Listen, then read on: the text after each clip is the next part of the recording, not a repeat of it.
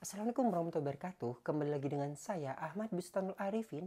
Pada kesempatan kali ini Bapak Ibu semua, saya akan membacakan sebuah berita nih dari pikiranrakyatgarut.com, yaitu perihal dengan amanat Undang-Undang ASN nomor 20 tahun 2023 bahwa penyelesaian tenaga honorer menjadi ASN peraturan pemerintah selesai di bulan April. Seperti itu.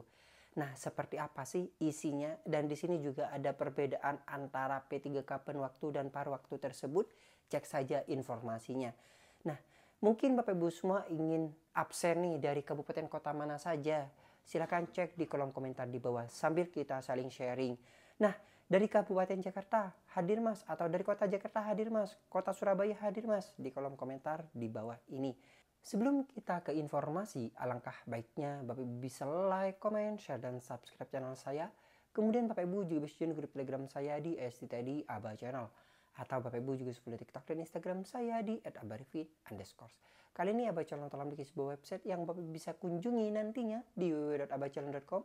Serta seandainya jika Bapak Ibu ingin berkontribusi pulsa pada Aba Channel ini, Bapak Ibu bisa kirimkan pulsa nomornya di kolom deskripsi. Nah, langsung saja kita simak informasinya berikut ini. Di sini Bapak Ibu semua, saya akan menginformasikan kepada Bapak Ibu semua, yaitu informasi dari pikiranrakyat.com, bahwasanya amanat UASN nomor 20 tahun 2023 penyelesaian tenaga honorer menjadi ASN peraturan pemerintah selesai di bulan April. Di sini terbitnya yaitu tanggal 28 Februari tahun 2024. Baru sekali nih, hari ini jam 5. Jadi mungkin beberapa jam yang lalu Bapak Ibu semua informasinya. Seperti apa sih? Coba kita bacakan bersama-sama. PR Garut. Pemerintah dan DPR RI menunjukkan komitmen yang kuat dalam menyelesaikan peraturan pemerintah yang mengatur tentang pengangkatan tenaga non-ASN menjadi ASN. Sesuai dengan amanat Undang-Undang Nomor 20 Tahun 2023.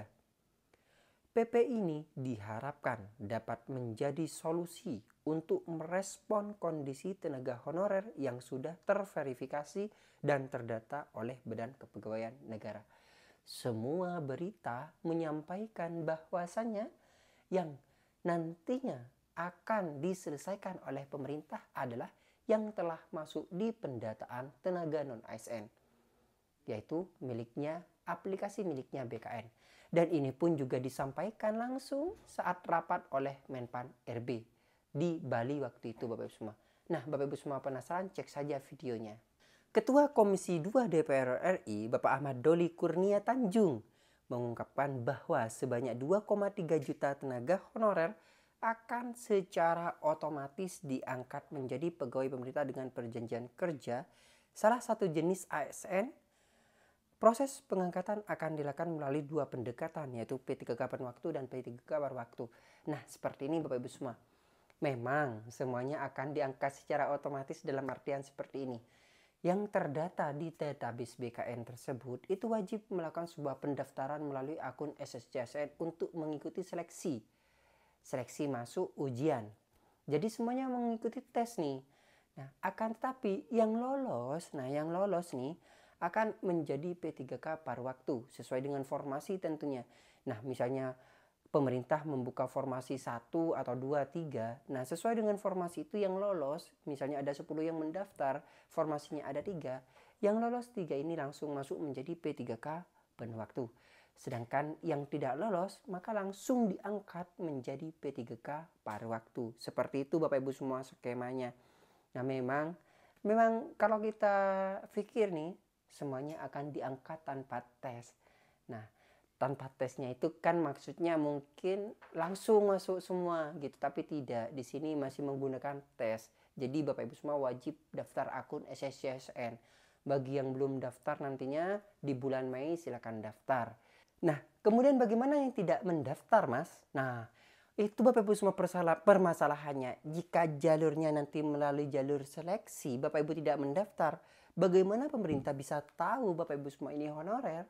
Atau mungkin Bapak Ibu semua kategori yang mana? Nah, silakan daftar saja pada bulan Mei tersebut. Kita lanjut Bapak Ibu semua. Nah, barusan kan saya jelaskan nih, ada P3K penwaktu dan P3K parwaktu. P3K penuh waktu.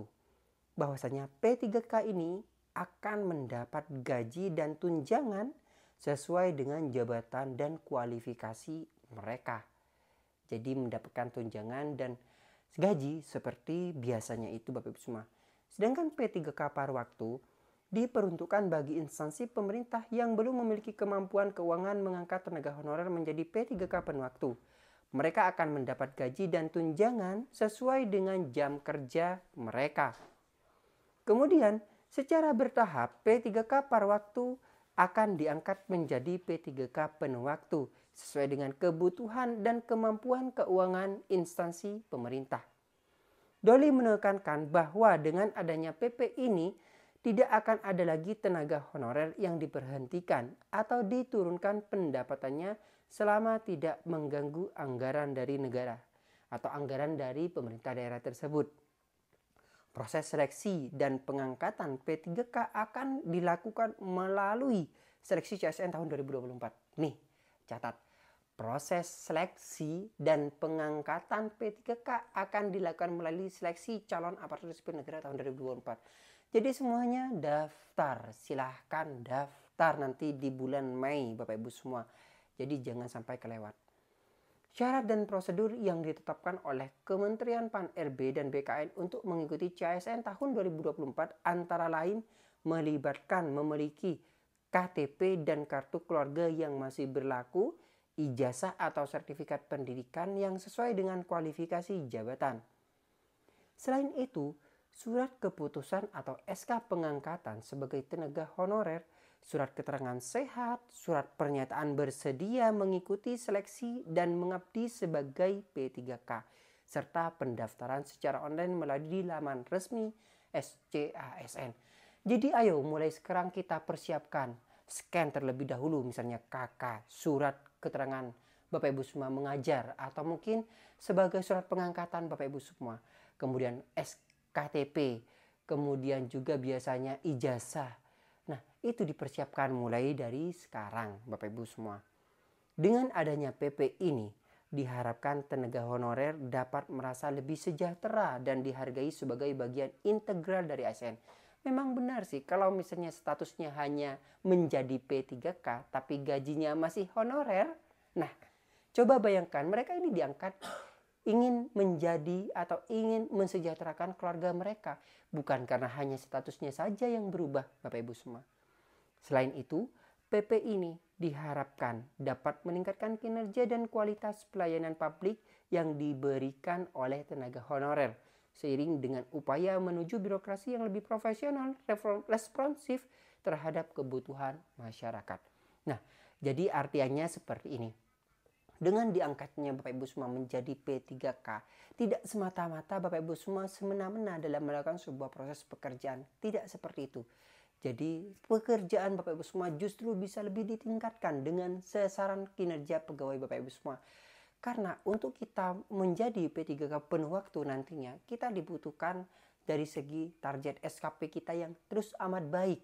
Dan juga dibutuhkannya kita di organisasi tersebut.